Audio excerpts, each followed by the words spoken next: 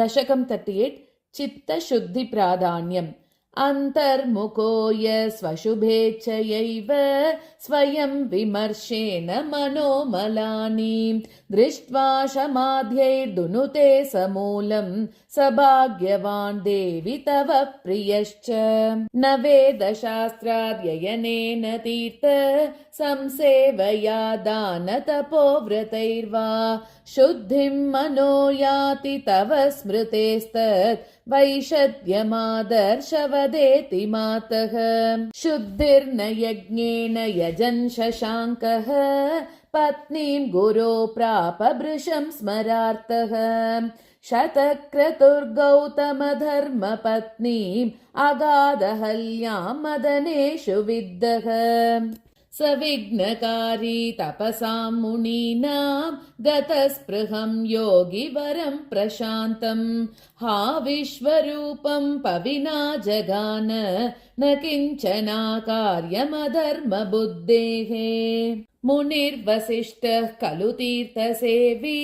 तपोनिदीर्घादिसुतश्च कोपात् उभौ मितश्चेपतुराडिभावं प्राप्तः किलैको भगतां परश्च धनानि पृष्टानि गुरून् दातॄन् स्वान् भार्गवान् पुत्रकलत्रभाजः क्रुद्धा परं हैहय भूमिपाला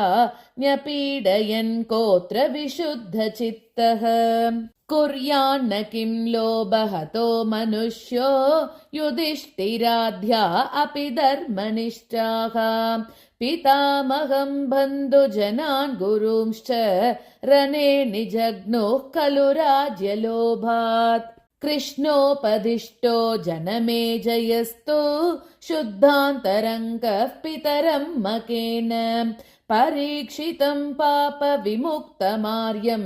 विधायते प्रापयति स्म लोकम् सदा सदाचाररतो विविक्ते देशे निषण्ण चरणाम्बुजे ते ध्यायन्नजस्रं निजवासनायो निमार्षि सत्त्वन्मयतामुपैति ज्ञानं न भक्तिर्न तपो न योग बुद्धिर्न मे चित्तजयोऽपि मातः अन्धं तमोहं प्रविशामि मृत्योः समुद्धरेमं वरदे नमस्ते। सर्वमङ्गलमाङ्गल्ये शिवे सर्वार्धसाधके शरण्ये त्र्यम्बके गौरी नारायणि नमोऽस्तुते। ॐ श्रीमात्रे नमः।